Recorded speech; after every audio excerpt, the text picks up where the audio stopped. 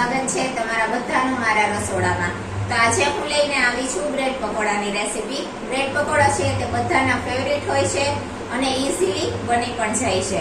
બહાર જેવા જ બ્રેડ પકોડા આપણે ઘરે બનાવીને તૈયાર કરીશું, એ પણ સાવ સહેલાઈથી। તો ચાલો મારી રેસીપી તમારી સાથે હું શેર કરીશ, પરંતુ તેની પહેલા મારી ચેનલ રીનાની રસોઈને હજી સુધીમાં સબસ્ક્રાઇબ ના કરી હોય તો જરૂરથી સબસ્ક્રાઇબ કરી લેજો। તો ચાલો બ્રેડ પકોડા બનાવવા આપણે સ્ટાર્ટ કરશું।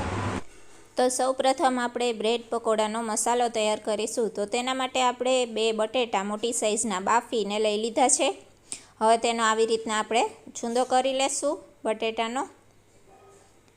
હવે બટેટાનો છૂંદો થઈ જાય એટલે તેની અંદર આપણે મસાલા બધા એડ કરી દઈશું। તો આદુ, મરચાં અને લસણ મેં આવી રીતના અધકચરા વાટી લીધા છે, 1 ચમચી તે એડ કરીશું। થોડી કોથમીર એડ કરીશું અને બાકીના મસાલામાં 1 નાની ચમચી હળદર, 1 નાની ચમચી લાલ મરચું પાવડર, 1 નાની ચમચી ધાણા જીરું પાવડર, 1 નાની ચમચી ગરમ મસાલો, થોડી કાળા મરીનું પાવડર લીધું છે અને આમચૂર પાવડર લીધું છે। લીંબુના બદલે મેં આમચૂર પાવડરનો ઉપયોગ કર્યો છે। હવે એકદમ સરસ રીતના હાથ વડે આ બધું જ મિશ્રણ આપણે મિક્સ કરી દઈશું। હું મસાલો વઘારીને નથી બનાવતી, એમનેમ જ બનાવું છું। તમારે જો વઘારીને તમને પસંદ હોય તો આ મસાલો તમે વઘાર કરીને પણ લઈ શકો છો, પરંતુ હું આમનેમ જ મસાલા મિક્સ કરી અને ઉપયોગમાં લઉં છું। તો આવી રીતના આપણો મસાલો છે એકદમ સરસ તૈયાર થઈ ગયો છે બ્રેડ પકોડા માટે। હવે આપણે ખીરું તૈયાર કરીશું। તો ચણાનો લોટ લઈ લીધો છે 1/2 નાની વાટકી જેટલો, તેમાં સ્વાદ પ્રમાણે થોડું મીઠું એડ કરીશું અને ચપટી હળદર એડ કરીશું અને થોડી એવી હિંગ લેશું અને થોડી કોથમીર લેશું અને પાણી નાખી અને એકદમ ઢીલું ખીરું બનાવીને તૈયાર કરવાનું છે। આનું ખીરું છે ને એ ઘાટું નથી રાખવામાં આવતું, થોડું ઢીલું રાખવામાં આવે છે બ્રેડ પકોડાનું। તો આવી રીતના એકદમ ઢીલું ખીરું બનાવીને આપણે તૈયાર કરી લીધું છે। તો હું તમને બતાવી દઉં, જો આટલું ઢીલું રાખવામાં આવે છે તો એકદમ સરસ રીતના ખીરું બનીને તૈયાર થઈ ગયું છે।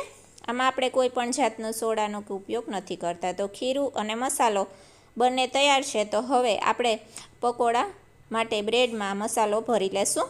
તો મેં બ્રેડ લઈ લીધી છે, તમારે જેટલી ક્વોન્ટિટીમાં પકોડા બનાવવા હોય એટલી ક્વોન્ટિટીમાં તમારે બ્રેડ લેવાની રહેશે। તો આવી રીતના મસાલો છે તે બ્રેડની ઉપર આપણે પાથરી લેશું। તમારે અહીંયા બ્રેડની સ્લાઇસ ઉપર જો તમને વધારે પડતો ચટણીનો ફ્લેવર પસંદ હોય તો તમે ગ્રીન ચટણી પણ આમાં એડ કરી શકો છો, અથવા તો લસણવાળી ચટણી પલાળીને તે પણ લઈ શકો છો, તે પણ સરસ લાગે છે। હું અત્યારે એમનેમ સિમ્પલ બ્રેડ પકોડા બનાવીને તૈયાર કરું છું। તો આવી રીતના મસાલો પાથરી અને બીજી સ્લાઇસ બ્રેડની તેની ઉપર મૂકી દેશું। આ જ રીતના આપણે બધી જ બ્રેડની સ્લાઇસ ઉપર મસાલો પાથરી દેશું અને બ્રેડ પકોડા તૈયાર કરી લેશું અને આવી રીતના વચ્ચેથી કટ કરી લેશું। જો આખી બ્રેડ તમારે તરવી હોય બ્રેડ પકોડા માટે તો આખી પણ તરી શકો છો, પરંતુ રેગ્યુલર છે તે આવી રીતના કટ કરીને જ બ્રેડ પકોડા બનાવવામાં આવતા હોય છે। તો આવી રીતના બધી જ બ્રેડ હું તૈયાર કરી લઈશ। તો મેં ટોટલ 8 નંગ આવી રીતના પકોડા માટે બ્રેડ તૈયાર કરી છે। હવે તેલ પણ ગરમ કરવા રાખી દીધું છે અને બ્રેડ પકોડા માટેની બધી સામગ્રી પણ તૈયાર છે। તો હવે બસ બ્રેડ પકોડા આપણે તળી લેશું।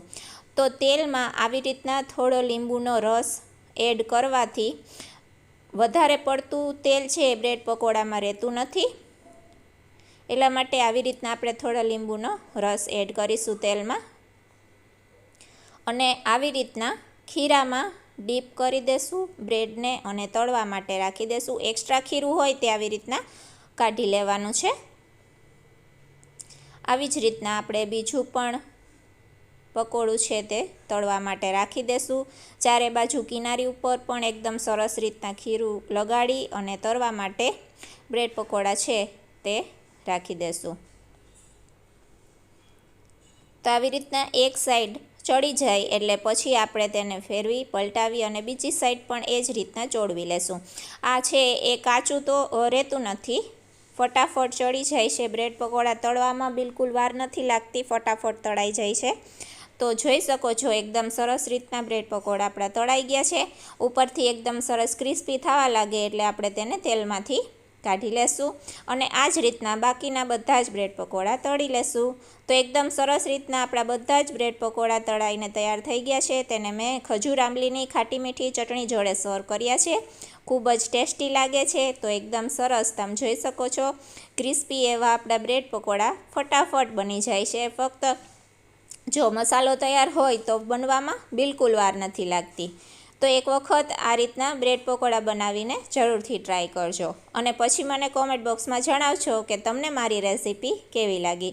જો તમને મારી બધી જ રેસીપી પસંદ આવતી હોય, મારો વિડીયો પસંદ આવતો હોય તો ચેનલને જરૂરથી સબસ્ક્રાઈબ કરજો, વિડીયોને લાઇક કરજો અને આવો નવો સપોર્ટ દેતા રહેજો. તો બસ મળું છું નેક્સ્ટ વિડીયોમાં નેક્સ્ટ રેસીપી સાથે. ત્યાં સુધી જય માતાજી.